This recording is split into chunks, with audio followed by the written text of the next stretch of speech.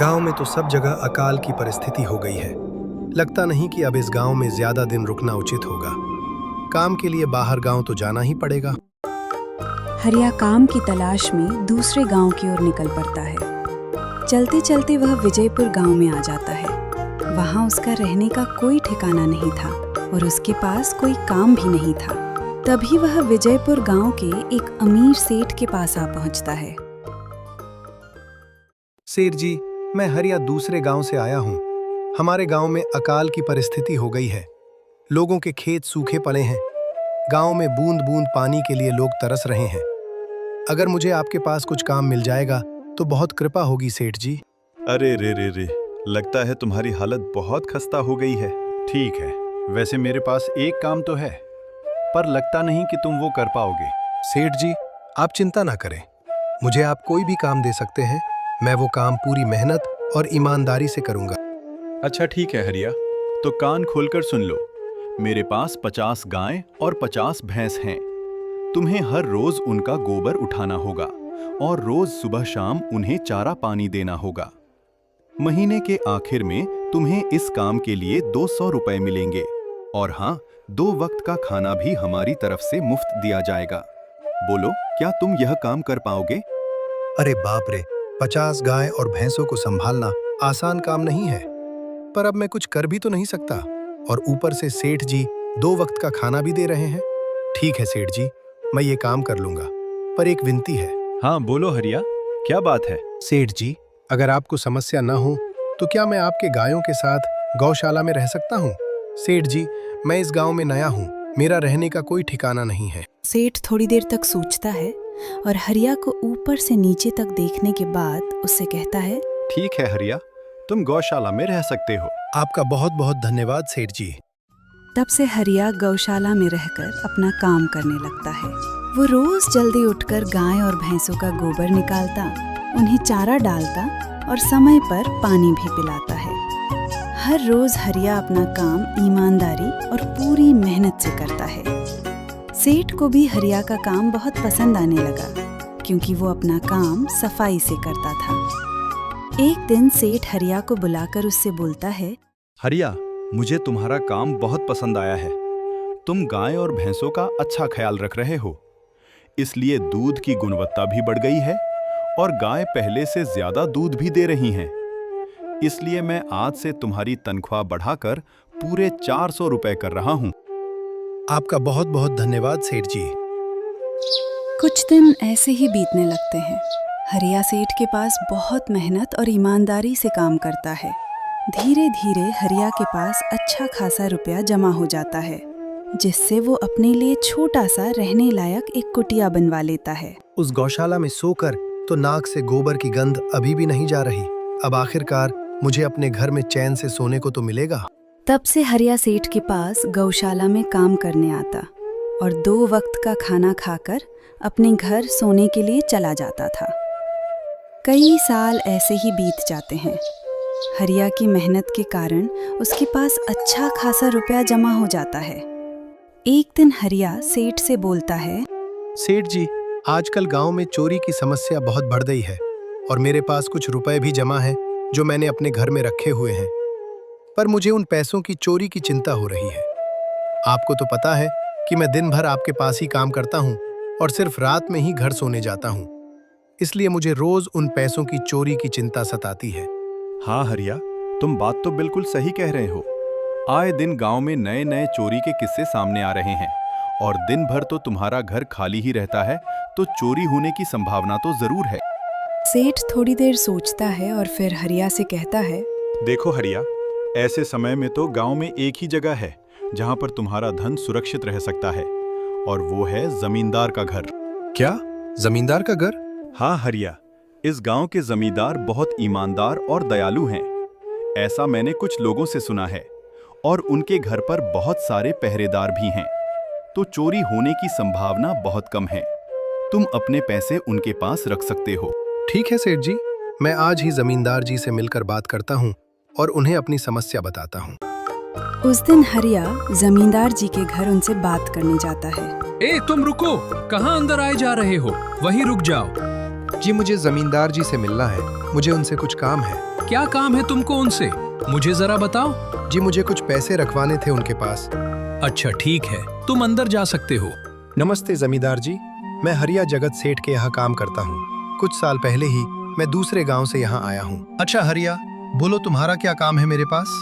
जमींदार जी, मैं सालों से जगत सेठ के पास काम कर रहा हूँ और मैंने कुछ रुपए भी जमा कर लिए हैं। पर बात यह है कि गांव में चोरी की समस्या बहुत बढ़ गई है, तो मुझे अपने रुपए घर में रखने से डर लग रहा है। अच्छा, कितने रुपए जमा किए हैं तुमने? जमींदार जी, यही कोई 5 से 6 हजार रुपए होंगे मेरे पास।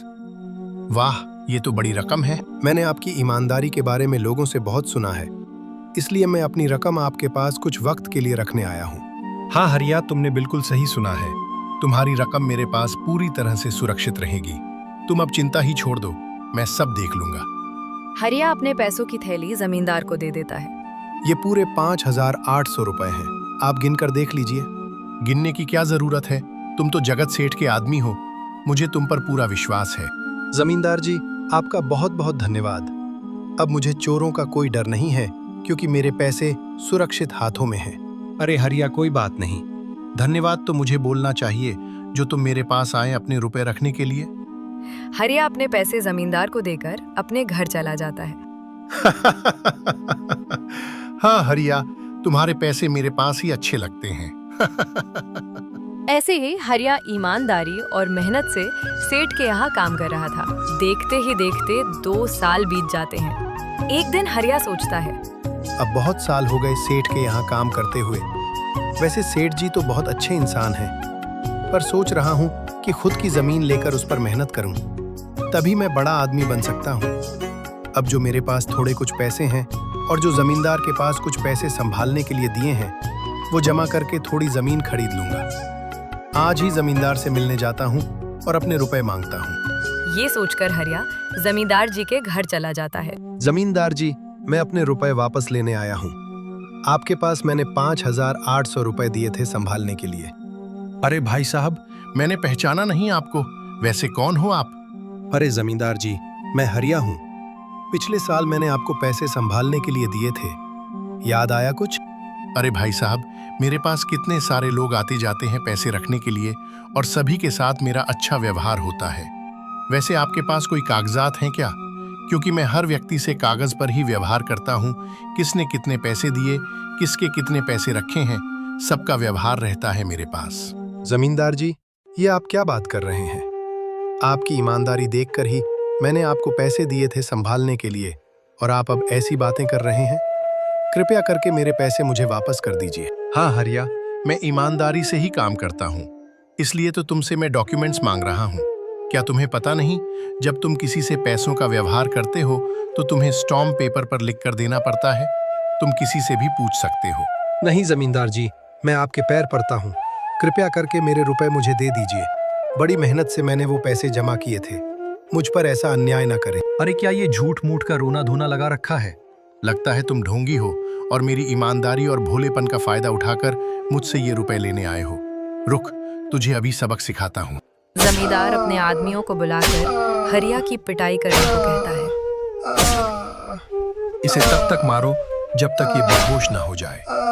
इस 2 कौड़ी के आदमी ने मेरी ईमानदारी पर सवाल उठाया है, इसे छोड़ना मत। जमींदार का आदमी हरिया को बहुत मारता है। बेचारा हरिया दुखी होकर अपने घर लौट जाता है। हरिया के शरीर पर घाव के निशान स्पष्ट दिखाई दे रहे थे। 2 दिन से हरिया घाव के दर्द के कारण सेठ के घर काम के लिए नहीं जा पाता है। इसलिए अगले दिन सेठ खुद हरिया के पास आ जाते हैं। वो देखते हैं कि हरिया खाट पर सो रहा है और वो बड़ा ही चिंता में नजर आ रहा है। अरे हरिया, तुम 2 दिन काम पर नहीं आए, क्या हुआ भाई? तबीयत ठीक है ना तुम्हारी? कुछ समस्या है क्या? अरे सेठ जी, आप खुद यहाँ आए हो। आप खबर भिजवाते तो मैं खुद चला आता। अरे हरिया, कोई बात नहीं, तुम्हें देखकर लगता है तुम बीमार हो। क्या हुआ है तुम्हें? सेठ जी, क्या बताऊं, जिस जमींदार के पास पिछले साल मैंने अपने पैसे संभालने को दिए थे, वो आज मुझे पैसे वापस नहीं करना चाहता। वो बहुत लालची इंसान है, वो लोगों को ठग रहा है।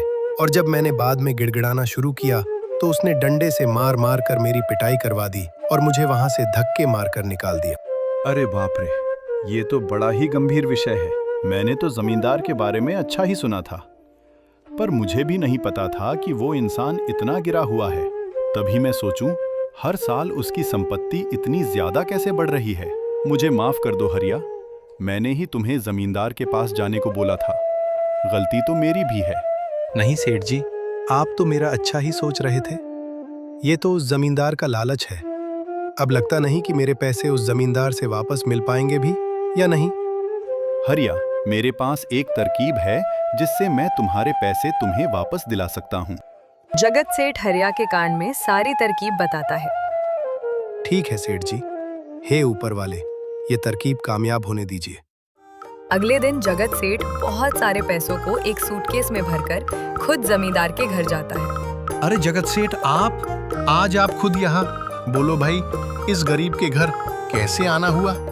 हमारा तो ये सौभाग्य है कि आप जैसे धनी आदमी के चरण हमारे घर में लगे हैं। अरे जमींदार जी, आप तो मुझे अब लज्जित कर रहे हैं। वैसे मैं कुछ महीनों के लिए दूसरे राज्य में व्यापार करने जा रहा हूँ। मैं लगभग 50,000 रुपए लाया हूँ। मुझे डर है कि कहीं ये चोरी ना हो जाए। क्या आप मेरे सारे पैसे अपने पास संभाल कर रख सकते हैं? आपके सिवाय इस गांव में और किसी पर भरोसा नहीं कर सकता। अरे जगत सेठ, ये भी कोई पूछने की बात है? मेरे पास आपके पैसे बिल्कुल सुरक्षित रहेंगे। आप निश्चित होकर व्यापार करने जा सकते हैं। इस बार तो बड़ी मछली हाथ लगी है। बार बार ऐसा मौका नहीं मिलता। भारी माल हाथ में लगने वाला है। तभी वहाँ पे हरिया आ जाता है। अरे हरिया, तुम? अच्छा हुआ तुम आ गए। मैं तुम्हारे पास ही आने वाला था।